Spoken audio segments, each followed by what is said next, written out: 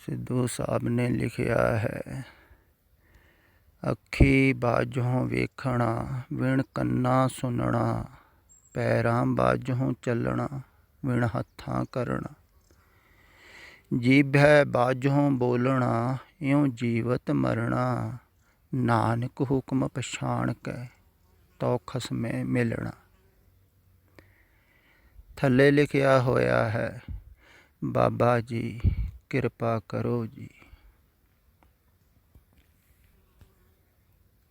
ਮੈਂ ਤੁਹਾਨੂੰ ਕਹਿਣਾ ਹਾਂ, ਤੁਸੀਂ ਕਿਰਪਾ ਦੇ ਪਾਤਰ ਬਣੋ ਜੀ। ਕਿਰਪਾ ਕਰਨੀ ਸਿਖਾਲੀ ਹੈ, ਸਤਿਪੁਰਖ ਸਦੀਆਂ ਤੋਂ ਹੀ ਕਿਰਪਾ ਕਰਦੇ ਆਏ ਹਨ, ਪਰ ਕਿਰਪਾ ਦੇ ਪਾਤਰ ਬਣਨਾ ਬਹੁਤ ਕਠਿਨ ਹੈ। ਤੇ ਜਦੋਂ ਕੋਈ ਪਾਤਰ ਬਣ ਜਾਂਦਾ ਹੈ ਨਾ, ਫਿਰ ਆਪਣੇ ਆਪ ਹੀ ਕਿਰਪਾ ਦੀ ਬਾਰਿਸ਼ ਹੁੰਦੀ ਹੈ ਤੇ ਪਾਤਰ ਸਿੱਧਾ ਹੋਵੇ ਤੇ ਲਬਾ ਲਬ ਭਰ ਜਾਂਦਾ ਹੈ। ਫਿਰ ਲੈਣ ਵਾਲੇ ਨੂੰ ਪਾਤਰ ਥੱਲੇ ਰੱਖਣਾ ਪੈਂਦਾ ਹੈ, ਭਾਵ ਕਿ ਨਿਵਣਾ ਪੈਂਦਾ ਹੈ, ਝੁਕਣਾ ਪੈਂਦਾ ਹੈ। ਝੁਕਣਾ ਬਹੁਤ ਕਠਿਨ ਹੈ ਸਮਝਦਾਰ ਵਾਸਤੇ। ਸਮਝਦਾਰ ਸੋਚਦਾ ਹੈ ਵੀ ਮੈਂ ਸਮਝ ਕੇ ਹੀ ਸਭ ਕੁਝ ਸਮਝ ਲਊਂਗਾ। ਅਗਰ ਤੁਸੀਂ ਵੀ ਸਮਝਾਉਣ ਵਾਸਤੇ ਕਹਿ ਰਹੇ ਹੋ ਵੀ ਕਿਰਪਾ ਕਰੋ ਜੀ, ਇਹ ਕਿਰਪਾ ਕਰਨੀ ਕਠਿਨ ਹੈ, ਕਿਉਂਕਿ ਜਿਹੜੇ ਅਲਫਾਜ਼ ਜਿੱਥੋਂ ਬੋਲੇ ਗਏ ਹਨ ਉੱਥੇ ਜਾ ਕੇ ਹੀ ਤੁਹਾਨੂੰ ਸਮਝ ਵਿੱਚ ਆਉਣਗੇ। ਤੇ ਇਹ ਜੋ ਉਦਘੋਸ਼ ਹੋਇਆ ਹੈ ਨਾ, ਇਹ ਉਦੋਂ ਹੋਇਆ ਹੈ ਜਦੋਂ ਹਉ ਨਹੀਂ ਰਹੀ, ਜਦੋਂ ਮੈਂ ਨਹੀਂ ਰਿਹਾ। ਜਿਵੇਂ ਕਬੀਰ ਜੀ ਕਹਿੰਦੇ ਹਨ ਨਾ, ਅਬ ਇਹ ਮਨ ਸਨਾਤਨ ਹੁਆ ਤਉ ਜਾਣਿਆ ਜਬ ਜੀਵਤ ਮੂਆ। ਕਹਿੰਦੇ ਉਦੋਂ ਜਾਣਿਆ ਜਦੋਂ ਜੀਂਦੇ ਜੀ ਮਰ ਗਿਆ।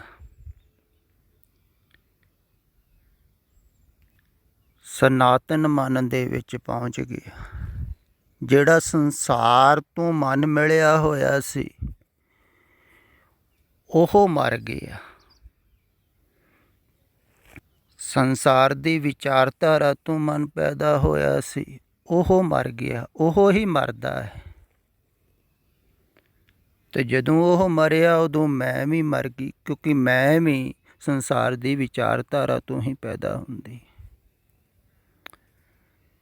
ਤੇ ਜਿਹੜਾ ਬਾਹਰ ਮਨ ਸੀ, ਜਿਵੇਂ ਉਦਣ ਹੀ ਮੈਂ ਕਹਿ ਰਿਹਾ ਸੀ, ਜਿਹੜਾ ਬਾਹਰ ਪੈਦਾ ਹੋਇਆ ਸੰਸਾਰ ਵਿੱਚ, ਸੰਸਾਰ ਦੇ ਖਿਆਲ ਦੁਆਰਾ, ਉਹ ਮਰ ਗਿਆ।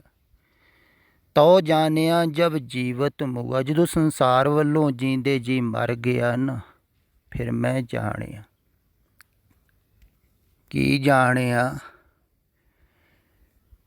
ਵੀ ਅੱਖੀਂ ਬਾਝੋਂ ਵੇਖਣਾ ਵਿਣ ਕੰਨਾਂ ਸੁਣਨਾ, ਵੀ ਅੱਖਾਂ ਤੋਂ ਬਿਨਾਂ ਵੇਖਣਾ ਹੋ ਰਿਹਾ ਹੈ, ਕੰਨਾਂ ਤੋਂ ਬਿਨਾਂ ਸੁਣਨਾ ਹੋ ਰਿਹਾ ਹੈ, ਪੈਰਾਂ ਬਾਝੋਂ ਚੱਲਣਾ ਵਿਣ ਹੱਥਾਂ ਕਰਨਾ, ਪੈਰਾਂ ਤੋਂ ਬਿਨਾਂ ਚੱਲਣਾ ਹੋ ਰਿਹਾ ਹੈ,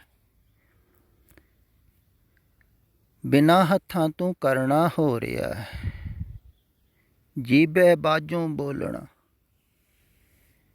ਬਿਨਾਂ ਜ਼ਬਾਨ ਤੋਂ ਬੋਲਿਆਂ ਬੋਲਣਾ ਹੋ ਰਿਹਾ ਹੈ, ਇਉਂ ਜੀਵਤ ਮਰਨਾ, ਭਾਵ ਕਿ ਮੈਂ ਤੇ ਹੈ ਨਹੀਂ, ਹੁਣ ਹਉ ਨਹੀਂ ਹੈ, ਫਿਰ ਵੀ ਇਹ ਸਭ ਕੁਝ ਹੋ ਰਿਹਾ ਹੈ। ਕਿਉਂਕਿ ਨਾ ਤਾਂ ਮੈਂ ਦੇਖਣ ਵਾਲਾ ਰਿਹਾ, ਕਿਉਂਕਿ ਦੇਖਣ ਦੀ ਇੱਛਾ ਹੀ ਨਹੀਂ ਰਹੀ, ਚਾਹਤ ਹੀ ਨਹੀਂ ਰਹੀ ਜਦੋਂ ਦੇਖਣ ਦੀ, ਤੇ ਦੇਖਣ ਵਾਲਾ ਰਿਹਾ ਹੀ ਨਹੀਂ। ਨਾ ਸੁਣਨ ਦੀ ਚਾਹਤ ਰਹੀ, ਕਿਉਂਕਿ ਮੈਂ ਨਹੀਂ ਰਹੀ, ਸੁਣਨ ਵਾਲਾ ਨਹੀਂ ਰਿਹਾ, ਤਾਂ ਫਿਰ ਵੀ ਦੇਖਣਾ ਤਾਂ ਹੋ ਹੀ ਰਿਹਾ ਹੈ ਨਾ। ਜਿਵੇਂ ਛੋਟਾ ਬੱਚਾ ਪੈਦਾ ਹੁੰਦਾ ਹੈ, ਦੇਖਦਾ ਹੈ, ਨਿਰਦੋਸ਼, ਬਿਨਾਂ ਵਾਸ਼ਨਾ ਤੋਂ, ਸ਼ੁੱਧ, ਇਵੇਂ ਹੀ ਬਿਨਾਂ ਸੁਣਨ ਦੀ ਵਾਸ਼ਨਾ ਤੋਂ ਸੁਣਿਆ ਵੀ ਜਾ ਰਿਹਾ ਹੈ, ਕਿਉਂਕਿ ਆਵਾਜ਼ਾਂ ਤਾਂ ਆ ਹੀ ਰਹੀਆਂ ਹਨ। ਅਤੇ ਬਿਨਾਂ ਜੀਣ ਦੀ ਵਾਸ਼ਨਾ ਤੋਂ ਕੰਮਕਾਰ ਵੀ ਹੁੰਦਾ ਹੈ, ਕਿਉਂਕਿ ਸਰੀਰ ਹੈ, ਤੁਹਾਨੂੰ ਭੁੱਖ ਲੱਗੇਗੀ, ਉਹ ਆਹਾਰ ਕਰੇਗਾ। ਖਾਣਾ ਵੀ ਹੋ ਰਿਹਾ ਹੈ, ਬੋਲਣਾ ਵੀ ਹੋ ਰਿਹਾ। ਮੈਂ ਤਾਂ ਹੈ ਹੀ ਨਹੀਂ। ਸਨਾਤਨ ਮਨ 'ਚ ਪਹੁੰਚ ਗਿਆ ਜਿਹੜਾ, ਉਹ ਹੀ ਜਾਣੇਗਾ ਨਾ ਇਹਨੂੰ। ਤੁਸੀਂ ਕਿਵੇਂ ਸਮਝੋਗੇ ਵੀ ਬਿਨਾਂ ਕੀਤੇ ਵੀ ਸਭ ਕੁਝ ਹੁੰਦਾ ਹੈ? ਇਹ ਤੁਹਾਡੀ ਸਮਝ ਵਿੱਚ ਥੋੜ੍ਹੀ ਆਵੇਗਾ ਪਹਿਲਾਂ, ਜਿੰਨਾ ਚਿਰ ਤੁਸੀਂ ਕਰ ਰਹੇ ਹੋ। ਫਿਰ ਜਿੰਨਾ ਚਿਰ ਤੁਸੀਂ ਕਰ ਰਹੇ ਹੋ ਨਾ, ਓਨਾ ਚਿਰ ਕਰਤਾਪਨ ਹੀ ਮਜ਼ਬੂਤ ਹੁੰਦਾ ਰਹੇਗਾ। ਇਹ ਗੱਲ ਖਿਆਲ ਵਿੱਚ ਰੱਖਣ ਯੋਗ ਹੈ। ਅਗਰ ਤੁਸੀਂ ਸਮਝਣ ਦੀ ਕੋਸ਼ਿਸ਼ ਕਰਦੇ ਰਹੇ ਤਾਂ ਸਮਝਦਾਰ ਬਣਦੇ ਰਹੋਗੇ, ਉਹਦੇ ਨਾਲ ਅਹਮ ਭਾਵ ਵੱਧਦਾ ਰਹੇਗਾ। ਅਗਰ ਕੋਈ ਜਪ ਤਪ ਕਰਦਾ ਹੈ, ਕਰ ਰਹੇ ਹੀ ਹਨ ਲੋਕ, ਬਹੁਤ ਸਾਧਨਾ ਕਰਦੇ, ਬਹੁਤ ਤਪੱਸਿਆ ਕਰਦੇ, ਦੇਖੋ ਕਿੰਨੇ ਸ਼ਿਵਰ ਲੱਗ ਰਹੇ ਹਨ, ਬਹੁਤ ਧਿਆਨ ਕਰ ਰਹੇ ਆ, ਅਤੇ ਇਹਦੇ ਦੁਆਰਾ ਕਰਤਾਪਨ ਹੀ ਮਜ਼ਬੂਤ ਹੁੰਦਾ ਹੈ ਵੀ ਮੈਂ ਕਰਨ ਵਾਲਾ, ਮੈਂ ਮਿਟਦੀ ਥੋੜ੍ਹੀ। ਫਿਰ ਜਿਹਦੇ ਦੁਆਰਾ ਮੈਂ ਬਣਦੀ ਹੈ, ਉੱਧਰੋਂ ਪਰਹੇਜ਼ ਵੀ ਨਹੀਂ ਕੋਈ ਦੱਸਦਾ ਹੈ। ਇਹੋ ਹੀ ਫਰਕ ਹੈ। ਮੈਂ ਅਕਸਰ ਕਹਿੰਦਾ ਹੁੰਦਾ, ਜ਼ਿਆਦਾਤਰ ਧਾਰਮਿਕ ਲੋਕ ਜਿੰਨੇ ਵੀ ਹਨ, ਕੋਈ ਸਾਧਨਾ ਕਰਾਉਂਦਾ, ਧਿਆਨ ਕਰਾਉਂਦਾ, ਵਿਪੱਸਨਾ ਕਰਾਉਂਦਾ, ਸਾਰੇ ਕਰਾ ਰਹੇ ਹਨ, ਭਾਵ ਕਿ ਦਵਾਈਆਂ ਦੇ ਰਹੇ ਹਨ। ਕਹਿੰਦੇ ਹਨ ਔਖਦ ਹਰ ਕਾ ਨਾਮ ਹੈ, ਨਾਮ ਦੇ ਰਹੇ ਹਨ, ਬਹੁਤ ਨਾਮ ਵੰਡਿਆ ਜਾਂਦਾ। ਕੋਈ ਧਿਆਨ ਲਵਾਉਣ ਦੀ ਕੋਸ਼ਿਸ਼ ਕਰ ਰਿਹਾ ਹੈ, ਕਹਿੰਦਾ ਇਹ ਮੈਡੀਟੇਸ਼ਨ ਹੈ। ਮੈਡੀਸਨ ਤੋਂ ਹੀ ਮੈਡੀਟੇਸ਼ਨ ਬਣਿਆ, ਵੀ ਦਵਾਈ ਹੈ। ਪਰ ਦੂਸਰੀ ਗੱਲ ਕੋਈ ਨਹੀਂ ਦੱਸਦਾ ਹੈ ਵੀ ਜਿੰਨਾ ਚਿਰ ਤੁਸੀਂ ਪਰਹੇਜ਼ ਨਹੀਂ ਕਰੋਗੇ, ਦਵਾਈ ਕੰਮ ਨਹੀਂ ਕਰੇਗੀ। ਅਤੇ ਪਰਹੇਜ਼ ਕਰਨਾ ਕਠਿਨ ਹੈ। ਤੁਸੀਂ ਅਕਸਰ ਦੇਖਿਆ ਹੈ ਬਾਹਰ ਸਰੀਰਕ ਰੋਗੀਆਂ ਨੂੰ ਵੀ, ਉਹ ਕਹਿੰਦੇ ਹਨ ਵੀ ਦਵਾਈ ਤੁਸੀਂ ਡਾਕਟਰ ਸਾਹਿਬ ਹੋਰ ਦੇ ਦਿਓ, ਪਰਹੇਜ਼ ਕਰਨ ਨੂੰ ਨਾ ਕਹੋ ਸਾਨੂੰ, ਅਸੀਂ ਪਰਹੇਜ਼ ਨਹੀਂ ਕਰ ਸਕਦੇ। ਅਤੇ ਡਾਕਟਰ ਕਹਿੰਦਾ ਦਵਾਈਆਂ ਜਿੰਨੀਆਂ ਮਰਜ਼ੀ ਖਾਈ ਜਾਓ, ਜਿੰਨਾ ਚਿਰ ਤੁਸੀਂ ਪਰਹੇਜ਼ ਨਹੀਂ ਕਰਦੇ, ਬਿਮਾਰੀ ਤੋਂ ਛੁਟਕਾਰਾ ਨਹੀਂ, ਡਾਇਬਟੀਜ਼ ਤੋਂ ਛੁਟਕਾਰਾ ਨਹੀਂ। ਇਵੇਂ ਹੀ ਅਧਿਆਤਮਿਕ ਮਾਰਗ 'ਤੇ ਹੋ ਰਿਹਾ ਹੈ। ਅਜੋਕੇ ਸਮੇਂ 'ਚ ਦਵਾਈਆਂ ਬਹੁਤ ਦਿੱਤੀਆਂ ਜਾ ਰਹੀਆਂ, ਜਣਾ ਖਾਣਾ ਹੀ ਦਵਾਈਆਂ ਚੱਕੀ ਫਿਰਦਾ ਹੈ, ਜਿਹਨੂੰ ਕੁਝ ਵੀ ਨਹੀਂ ਪਤਾ। ਧਿਆਨ ਲਵਾ ਰਿਹਾ ਹੈ, ਸਾਧਨਾ ਕਰਵਾ ਰਿਹਾ, ਕੋਈ ਸਿਮਰਨ ਕਰਵਾ ਰਿਹਾ, ਕੋਈ ਨਾਮ ਜਪਾ ਰਿਹਾ, ਪਰ ਪਰਹੇਜ਼ ਕਰਨ ਵਾਸਤੇ ਕੋਈ ਨਹੀਂ। ਅਤੇ ਮੈਂ ਕਹਿੰਦਾ ਹਾਂ ਤੁਸੀਂ ਅਗਰ 100% ਪਰਹੇਜ਼ ਹੀ ਕਰ ਲਵੋ ਨਾ, ਅਤੇ ਤੁਸੀਂ ਬਿਮਾਰੀ ਤੋਂ ਮੁਕਤ ਹੋ ਸਕਦੇ ਹੋ। ਇਹ ਅਜੋਕੇ ਸਮੇਂ 'ਚ ਜ਼ਿਆਦਾ ਉਪਯੋਗੀ ਮਾਰਗ ਹੈ, ਅਤੇ ਗਾਹਾਂ ਤੋਂ ਗਾਹਾਂ ਜ਼ਿਆਦਾ ਹੋਵੇਗਾ, ਕਿਉਂਕਿ ਸਮਾਂ ਬਦਲ ਰਿਹਾ ਹੈ, ਵਕਤ ਬਦਲ ਰਿਹਾ ਹੈ। ਆਉਣ ਵਾਲੇ ਸਮੇਂ ਦੇ ਵਿੱਚ ਪਰਹੇਜ਼ ਜ਼ਿਆਦਾ ਜ਼ਰੂਰੀ ਹੋਵੇਗਾ, ਕਿਉਂਕਿ ਪਰਹੇਜ਼ ਨਹੀਂ ਬਾਹਰੋਂ ਰੱਖੋਗੇ ਤੁਸੀਂ ਅਤੇ ਬਿਮਾਰੀ ਵਧੇਗੀ। ਅਗਰ ਤੁਸੀਂ ਇਹਨਾਂ ਪਿਆਰੇ ਬੋਲਾਂ ਨੂੰ ਸਮਝਣਾ ਹੈ ਨਾ, ਫਿਰ ਤੁਹਾਨੂੰ ਮਰਨਾ ਪਵੇਗਾ, ਤਾਂ ਸਮਝ ਵਿੱਚ ਆਉਣਗੇ। ਇਹ ਗੱਲ ਖਿਆਲ ਵਿੱਚ ਰੱਖੋ।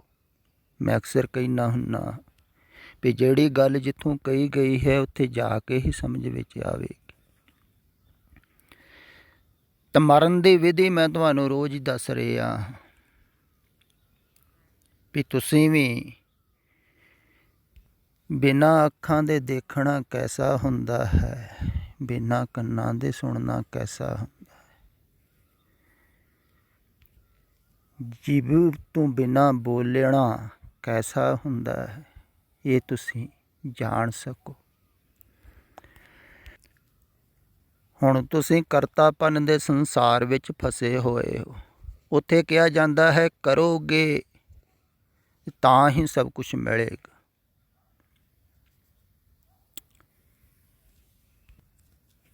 ਤੁਹਾਨੂੰ ਵੀ ਠੀਕ ਲੱਗਦਾ ਹੈ, ਹਰ ਇੱਕ ਨੂੰ ਗੱਲ ਸਮਝ ਵਿੱਚ ਵੀ ਆਉਂਦੀ ਹੈ ਕਿ ਸੰਸਾਰ ਵਿੱਚ ਕਰੋਗੇ ਕੁਝ, ਕੋਸ਼ਿਸ਼ ਕਰੋਗੇ ਤਾਂ ਹੀ ਮਿਲੇਗਾ ਨਾ। ਅਤੇ ਕੋਸ਼ਿਸ਼ ਦੁਬਾਰਾ ਵੀ ਕਿੱਥੇ ਮਿਲਦਾ ਹੈ, ਕਿਉਂਕਿ ਕੋਸ਼ਿਸ਼ ਸਾਰੇ ਹੀ ਕਰ ਰਹੇ ਆ ਅਤੇ ਬਹੁਤ ਮੁਸ਼ਕਿਲ ਨਾਲ ਮਿਲਦਾ ਹੈ ਸੰਸਾਰ ਦੇ ਵਿੱਚ। ਕੋਸ਼ਿਸ਼ਾਂ ਕਰ ਕਰਕੇ ਕਈ ਹਾਰ ਜਾਂਦੇ ਹੈ, ਕਈਆਂ ਨੂੰ ਮਿਲ ਜਾਂਦਾ ਹੈ, ਸੁਪਨਾ ਪੂਰਾ ਹੋ ਜਾਂਦਾ ਹੈ ਕਿਸੇ ਦਾ। ਪਰ ਇਹੋ ਹੀ ਗੱਲ ਧਾਰਮਿਕ ਲੋਕ ਵੀ ਕਹਿੰਦੇ ਹਨ। ਉਹ ਵੀ ਕਹਿੰਦੇ ਹਨ ਕਰੋਗੇ ਨਹੀਂ ਤੇ ਮਿਲੇਗਾ ਕਿਵੇਂ। ਪਰ ਸੰਸਾਰ ਨਾਲੋਂ ਉਲਟਾ ਹੈ ਅਧਿਆਤਮ, ਇਹ ਗੱਲ ਖਿਆਲ ਵਿੱਚ ਰੱਖੋ। ਅਸੱਤ ਨਾਲੋਂ, ਝੂਠ ਨਾਲੋਂ ਸੱਤ ਉਲਟਾ ਹੈ। ਅਸੱਤ ਮਿਲ ਸਕਦਾ ਹੈ ਕਰ ਕਰਕੇ, ਅਤੇ ਤੁਹਾਨੂੰ ਮਿਲ ਹੀ ਗਿਆ ਹੈ। ਕਿੰਨਾ ਕੁਛ ਮਿਲ ਗਿਆ ਹੈ, ਪਰਿਵਾਰ ਮਿਲ ਗਿਆ, ਬੱਚੇ ਮਿਲ ਗਏ, ਘਰ ਮਿਲ ਗਿਆ, ਕਿੰਨਾ ਕੁਛ ਮਿਲ ਗਿਆ ਸੰਸਾਰ 'ਚ। ਅਸੱਤ ਮਿਲ ਗਿਆ ਕਰ ਕਰਕੇ। ਫਿਰ ਕਰ ਕਰਕੇ ਅਸੱਤ ਨੂੰ ਛੱਡਿਆ ਵੀ ਜਾ ਸਕਦਾ ਹੈ। ਸਿਰਫ ਕਰਨਾ ਹੈ ਅਸੱਤ ਨੂੰ ਛੱਡਣ ਵਾਸਤੇ। ਅਤੇ ਅਗਰ ਕੋਈ ਛੱਡਣ ਵਾਸਤੇ ਕਰੇਗਾ ਧਿਆਨ, ਸਾਧਨਾ, ਸਿਮਰਨ, ਜਪ ਤਪ, ਫਿਰ ਉਹਦੀ ਹਉਂ ਨਹੀਂ ਵਧੇਗੀ। ਇਹ ਗੱਲ ਖਿਆਲ ਵਿੱਚ ਰੱਖਣ ਯੋਗ ਹੈ ਵੀ ਅਗਰ ਕੋਈ ਛੱਡਣ ਵਾਸਤੇ ਹੀ ਕਰ ਰਿਹਾ ਹੈ ਅਤੇ ਫਿਰ ਉਹਦੀ ਹਉਂ ਨਹੀਂ ਵਧੇਗੀ। ਅਗਰ ਕੋਈ ਪਾਉਣ ਵਾਸਤੇ ਕਰ ਰਿਹਾ ਹੈ ਅਤੇ ਫਿਰ ਉਹਦੀ ਹਉਂ ਵਧੇਗੀ ਵੀ ਮੈਂ ਇੰਨਾ ਪਾ ਲਿਆ, ਇੰਨੀ ਬੈਂਕ ਬੈਲੈਂਸ ਹੋ ਗਿਆ ਮੇਰਾ, ਜਿਵੇਂ ਬਾਹਰ ਕਹਿੰਦੇ ਆ ਇੰਨਾ ਭਜਨ ਕਰ ਲਿਆ, ਇੰਨੇ ਪਾਠ ਕਰ ਲਏ, ਇੰਨੇ ਸ਼ਿਵਰ ਕਰ ਲਏ, ਇੰਨੇ ਅਨੁਸ਼ਠਾਨ ਕਰ ਲਏ, ਜਿਵੇਂ ਬੋਧੀ ਕਹਿੰਦੇ ਹਨ, ਜੈਨੀ ਕਹਿੰਦੇ ਹਨ ਇੰਨੇ ਵਰਤ ਕਰ ਲਏ। ਕਰ ਰਹੇ ਹਨ ਸਭ, ਅਤੇ ਕਰ ਕਰਕੇ ਹਉਂ ਹੀ ਮਜ਼ਬੂਤ ਹੁੰਦੀ। ਫਿਰ ਮੇਰੇ ਕੀਤੇ ਹੋ ਸਕਦਾ ਹੈ ਇਹਦੇ ਨਾਲ ਵਿਚਾਰ ਵੱਧਦੇ ਹਨ, ਅਤੇ ਜਿੰਨੀ ਹਉਂ ਜ਼ਿਆਦਾ ਹੋਵੇਗੀ, ਖਿਆਲ ਜ਼ਿਆਦਾ ਹੋਵੇਗਾ ਵੀ ਮੈਂ ਕੁਛ ਕਰਨ ਵਾਲਾ ਹਾਂ, ਮੈਂ ਕੁਛ ਕਰ ਸਕਦਾ ਹਾਂ, ਓਨੀ ਹੀ ਵਿਚਾਰਧਾਰਾ ਜ਼ਿਆਦਾ ਵਧੇਗੀ। ਜਿੰਨੀ ਵਿਚਾਰਧਾਰਾ ਜ਼ਿਆਦਾ ਵਧੇਗੀ ਓਨੀ ਹਉਂ ਵਧੇਗੀ। ਜਿਵੇਂ ਰਾਜਨੀਤਿਕ ਲੋਕ ਹਨ, ਉਹਨਾਂ ਨੂੰ ਖਿਆਲ ਆ ਅਸੀਂ ਬਹੁਤ ਵੱਡਾ ਪਰਿਵਰਤਨ ਕਰ ਸਕਦੇ ਅਤੇ ਕੋਸ਼ਿਸ਼ ਕਰ ਰਹੇ, ਉਹਨਾਂ ਦੀ ਓਨੀ ਹੀ ਹਉਂ ਵੱਧ ਰਹੀ। ਇਵੇਂ ਹੀ ਧਾਰਮਿਕ ਲੋਕ ਹਨ, ਉਹ ਵੀ ਕਹਿੰਦੇ ਹਨ ਵੀ ਅਸੀਂ ਸੁਧਾਰ ਕਰ ਰਹੇ ਹਨ। ਬਹੁਤ ਅਧਾਰਮਿਕ ਲੋਕ ਹੁੰਦੇ ਜਾਂਦੇ, ਬਹੁਤ ਪਤਿਤ ਹੁੰਦੇ ਜਾਂਦੇ, ਅਸੀਂ ਉਹਨਾਂ ਨੂੰ ਧਾਰਮਿਕ ਬਣਾ ਰਹੇ ਹਾਂ। ਅਤੇ ਕਈ ਬਹੁਤ ਪਰਉਪਕਾਰ ਦਾ ਕੰਮ ਵੀ ਕਰ ਰਹੇ ਹਨ, ਪਰ ਉਹਦੇ ਨਾਲ ਹਉਂ ਵੱਧ ਰਹੀ ਹੈ ਵੀ ਮੈਂ ਕੁਝ ਕਰ ਰਿਹਾ ਹਾਂ। ਅਤੇ ਜਿੰਨਾ ਕਰਤਾਪਨ ਵਧੇਗਾ, ਮੈਂ ਕੁਛ ਕਰ ਰਿਹਾ ਹਾਂ, ਤਾਂ ਓਨਾ ਹੀ ਮਨ ਕਠੋਰ ਹੋ ਜਾਂਦਾ ਹੈ, ਅਹੰ ਭਾਵ ਵੱਧ ਜਾਂਦਾ। ਇਸੇ ਕਰਕੇ ਕਰੋਧੀ ਵੀ ਹੋ ਜਾਂਦੇ ਹਨ ਐਸੇ ਲੋਕ। ਅਗਰ ਤੁਸੀਂ ਵਾਸਤਵਿਕ ਦੇ ਵਿੱਚ ਕਿਰਪਾ ਚਾਹੁੰਦੇ ਹੋ ਤਾਂ ਮਿਟਣ ਨੂੰ ਤਿਆਰ ਹੋ ਸੰਸਾਰ ਵੱਲੋਂ। ਜਿਹੜਾ ਸੰਸਾਰ ਦੇ ਵਿੱਚ ਮਨ ਪੈਦਾ ਹੋਇਆ ਹੈ, ਝੂਠ ਤੋਂ ਪੈਦਾ ਹੋਇਆ ਮਨ, ਉਹ ਵੀ ਝੂਠ ਹੈ। ਜਿਹੜਾ ਬਾਹਰ ਪੈਦਾ ਹੋਇਆ ਉਹਦੇ ਨਾਲ ਤੁਹਾਡੀ ਮੈਂ ਜੁੜੀ ਹੋਈ ਹੈ, ਅਤੇ ਉਹਨੂੰ ਹੀ ਤੁਸੀਂ ਆਪਣਾ ਆਪ ਸਮਝਦੇ ਹੋ। ਤੇ ਆਪ ਗਵਾਈਏ ਤਾਂ ਸਹੁ ਪਾਈਏ, ਅਵਰ ਕੈਸੀ ਚਤੁਰਾਈ। ਚਤੁਰਾਈ ਸਿਆਣਪ ਨਾਲ ਨਹੀਂ, ਸਹਿਸ ਸਿਆਣਪਾਂ ਕਰ ਰਹੇ, ਮਨ ਕੋਰੇ ਰੰਗ ਨਾ ਹੋਏ। ਸਿਆਣਪ ਦੁਆਰਾ ਰੰਗ ਥੋੜ੍ਹੀ ਚੜ੍ਹਦਾ ਹੈ। ਸਿਆਣਪ ਬਾਹਰਲੇ ਰੰਗ ਲਾਉਣ ਵਾਸਤੇ ਕਰੋ, ਤੁਸੀਂ ਲਾਉਣ ਵਾਸਤੇ ਕਰ ਸਕਦੇ ਹੋ, ਨਕਲੀ ਰੰਗ ਲਾਉਣ ਵਾਸਤੇ, ਤੇ ਇਹਨੂੰ ਲਾ ਦਿਓ, ਬਾਹਰੋਂ ਸਾਫ਼ ਕਰ ਦਿਓ। ਅਗਰ ਤੁਹਾਡੇ ਕੋਲ ਨਹੀਂ ਹੁੰਦਾ ਸਾਫ਼ ਤਾਂ ਮਨ ਭੇਟ ਕਰ ਦਿਓ। ਸਫਾਈ ਕਰਮਚਾਰੀ ਇੱਧਰ ਮੌਜੂਦ ਹੈ। ਦੇਖੋ ਸਦੀਆਂ ਤੋਂ ਹੀ ਸਤਿਪੁਰਖ ਸਫਾਈ ਕਰਦੇ ਆਏ ਹਨ। ਜਿਵੇਂ ਤੁਸੀਂ ਘਰ ਦੀ ਸਫਾਈ ਕਰਾਉਣੀ ਹੋਵੇ ਤੇ ਸਫਾਈ ਵਾਲਾ ਕਰਮਚਾਰੀ ਸੱਦ ਕੇ ਲਿਆਉਂਦੇ, ਘਰ ਦੀ ਸਫਾਈ ਕਰਦੇ, ਦੇ ਅੰਦਰ ਦੇ ਘਰ ਦੀ ਸਫਾਈ ਕਰਨੀ ਹੋਵੇ ਤੇ ਤੁਹਾਨੂੰ ਉਹਦੇ ਕੋਲ ਜਾਣਾ ਪੈਂਦਾ। ਇਹ ਤੇ ਉਲਟਾ ਕੰਮ ਹੁੰਦਾ ਸਫਾਈ ਕਰਾਉਣ ਵਾਸਤੇ। ਤੋ ਉਹ ਦੇਖੋ ਕੈਸਾ ਕਰਦੇ ਹਨ ਕੰਮ। ਕਚਰਾ ਔਗਣਾਂ ਨੂੰ ਬਾਹਰ ਕੱਢ ਦਿੰਦੇ ਹਨ, ਕਚਰਾ ਸਾਫ਼ ਕਰ ਦਿੰਦੇ ਹਨ। ਤੁਸੀਂ ਕਹਿੰਦੇ ਹੋ ਕਿਰਪਾ ਕਰੋ, ਮੈਂ ਕਹਿੰਦਾ ਹਾਂ ਮੈਨੂੰ ਕਚਰਾ ਸਾਫ਼ ਕਰਨ ਦੀ ਸੇਵਾ ਬਖਸ਼ੋ ਜੀ। ਤੁਹਾਡਾ ਕਚਰਾ ਸਾਫ਼ ਹੋ ਜਾਊਗਾ, ਮਨ ਨਿਰਮਲ ਹੋ ਜਾਵੇਗਾ, ਤੇ ਫਿਰ ਤੁਸੀਂ ਜਾਣੋਗੇ ਨਾਨਕ ਹੁਕਮ ਪਹਿਚਾਣ ਕੇ ਇਉਂ ਜੀਵਤ ਮਰਨ। ਜਦੋਂ ਸੰਸਾਰ ਵੱਲੋਂ ਮਰ ਗਿਆ, ਮੈਂ ਮਰ ਗਈ, ਫਿਰ ਉਹ ਜਾਣ ਲੈਂਦਾ ਹੈ ਵੀ ਸਭ ਕੁਛ ਪਰਮਾਤਮਾ ਹੀ ਕਰ ਰਿਹਾ, ਉਹਦੇ ਹੁਕਮ ਅਨੁਸਾਰ ਹੋ ਰਿਹਾ। ਉਹ ਹੀ ਦੇਖ ਰਿਹਾ, ਉਹ ਹੀ ਬੋਲ ਰਿਹਾ, ਉਹ ਹੀ ਸੁਣ ਰਿਹਾ, ਉਹ ਹੀ ਕਰ ਰਿਹਾ। ਜੋ ਕੁਛ ਕਰਨਾ ਸੋ ਕਰ ਰਿਹਾ।